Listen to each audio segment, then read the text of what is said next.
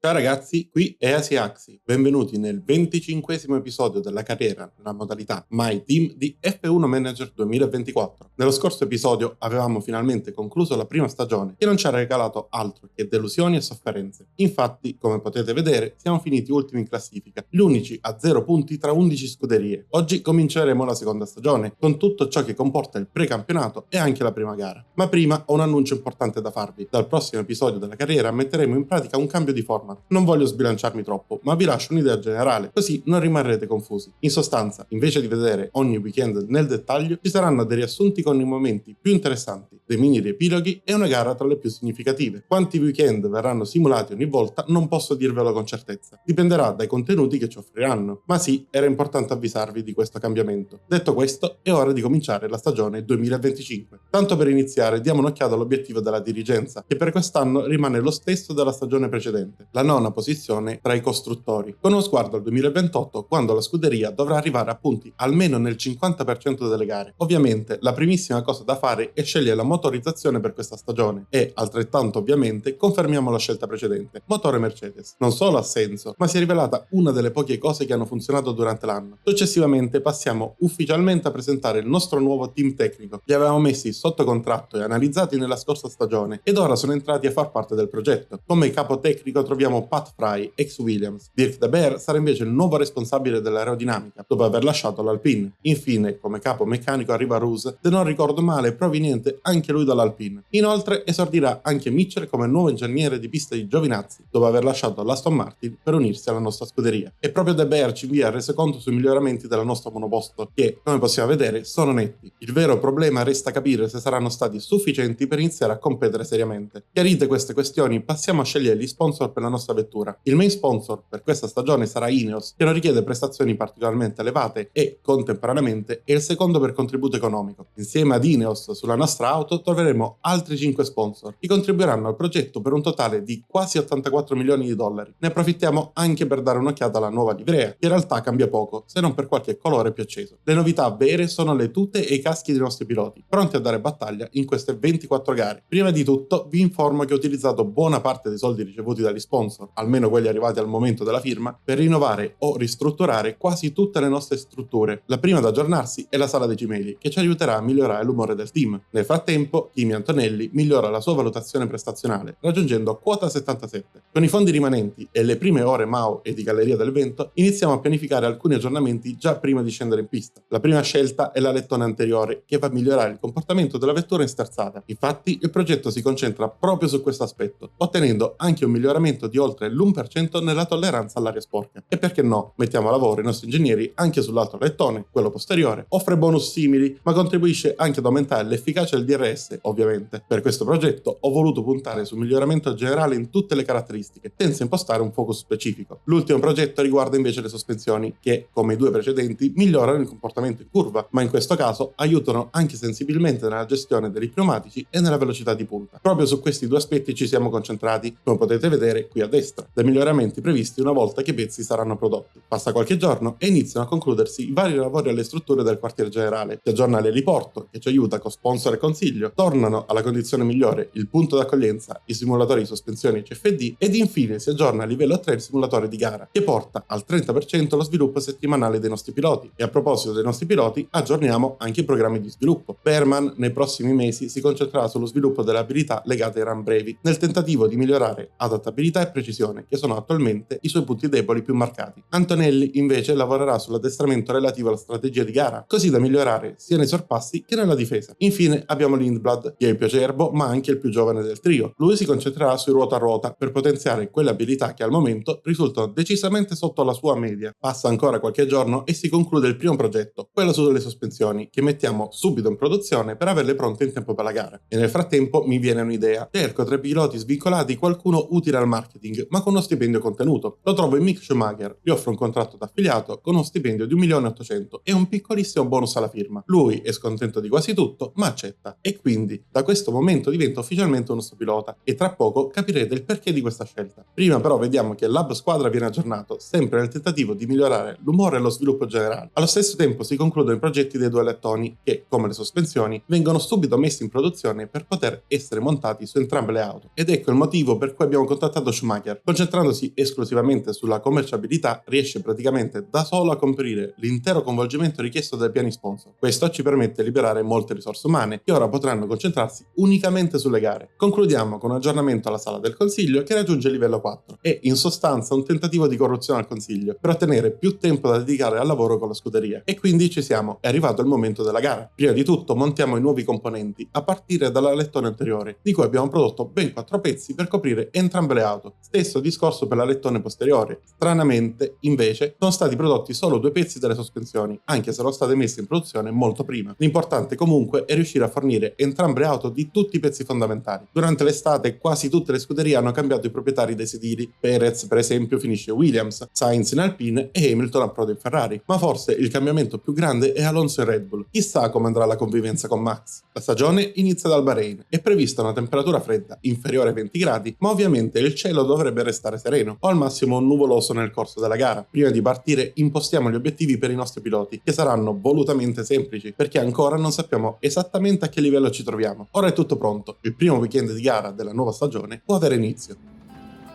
Benvenuti in Bahrain, amici spettatori! La Formula 1 è qui! Squadre e piloti sono tutti qui per lo stesso motivo: vincere. Ma la stagione è lunga e dovranno dimostrare di reggere la pressione della Formula 1. È il momento di mettere in pratica le strategie studiate nel precampionato. Dopo aver raccolto dati, non resta che fare le scelte giuste. Ok, forza! Comincia la festa!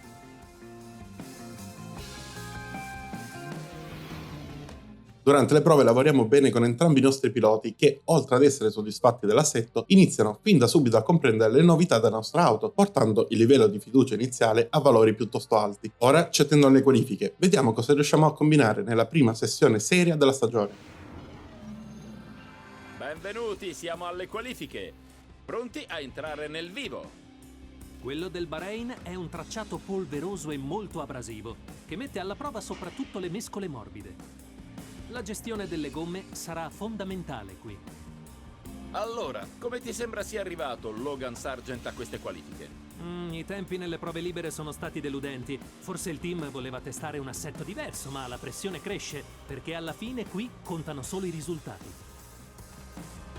Allacciate le cinture, signori, siamo alle qualifiche!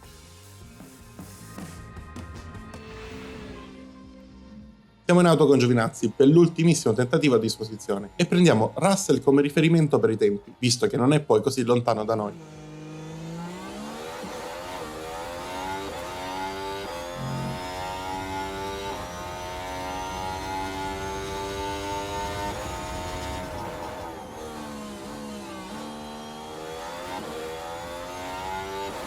Primo settore chiuso da Giovinazzi in 26.7, in linea col precedente tentativo, ma 2 decimi più lento rispetto a quello del pilota Mercedes.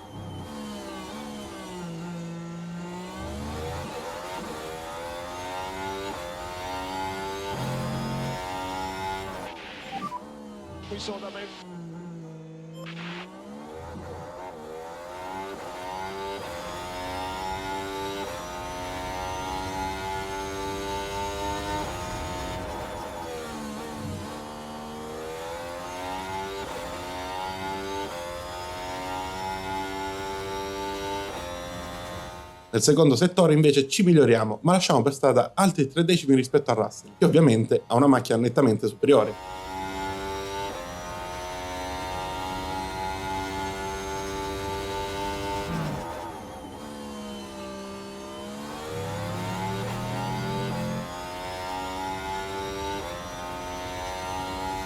Anche l'ultimo settore non è migliore del tentativo precedente, ma si mantiene in linea. Tuttavia, recuperiamo 6 decimi complessivi rispetto al nostro primo giro, che però non bastano. Veniamo infatti comunque eliminati. Domani si riparte dalla 18ª e 19ª casella. Nel Q3 invece Piastri conquista la pole position e domani partirà a fianco a Max Verstappen, con Leclerc e Alonso subito dietro di loro. Tsunoda porta la Kick Sauber al 10° posto, mentre Albon chiude addirittura davanti a Russell, con l'altra Mercedes, quella di Sargent, avete capito bene, che invece è stata eliminata molto prima. Ora spazio all'intro, poi parleremo delle strategie e vedremo i momenti migliori della gara. Qui a Sakhir i riflettori sono tutti accesi, pronti per questi 57 giri sul circuito internazionale del Bahrain. Il Bahrain ha ospitato alcune delle gare più emozionanti di sempre, come l'incredibile vittoria di Sergio Perez nel 2020, dopo una rimonta dall'ultimo posto. L'asfalto rovente e abrasivo del Bahrain è notoriamente spietato con le gomme. I piloti dovranno fare i conti con diverse curve a media e bassa velocità e le frenate contribuiranno a degradare gli pneumatici. Non manca molto ormai, i piloti sono pronti a sfidarsi ruota a ruota. Siamo al giorno di gara. Ho voglia di provare questa pazzia con Giovinazzi, che affronterà la gara con una strategia ad una sola sosta. Partirà infatti con gomma media per poi rientrare poco dopo il 25esimo giro e montare le hard, puntando ad arrivare fino in fondo. Strategia più classica invece per Behrman, che opterà per 2 soste. Inizierà con 2 stint su gomma morbida per poi passare alle medie nel finale. Vediamo se queste 2 strategie pagheranno, oppure sarà ancora una volta una gara sofferta.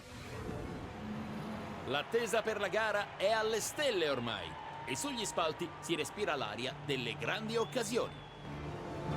Zhou Guanyu conosce bene le aspettative nei suoi confronti. Partire in 21esima posizione è uno svantaggio spesso insormontabile. La gara si prospetta molto difficile. Di sicuro ci aspetta una gara fenomenale. Ed eccoci qui al Gran Premio del Bahrain.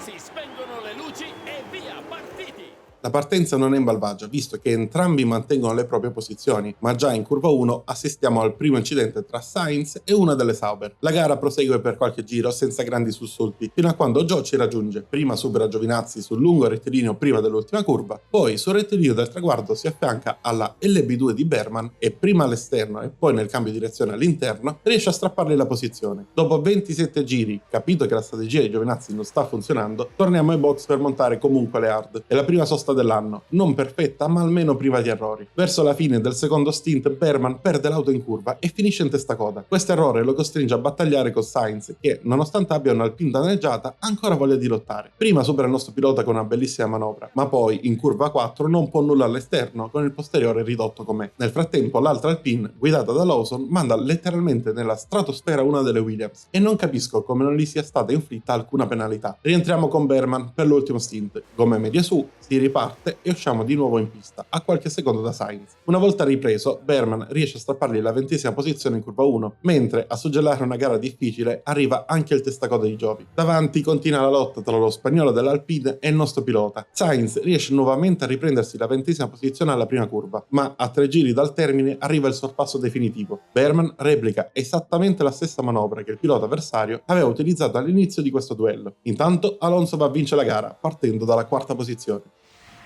È finita! Fernando Alonso conquista la vittoria!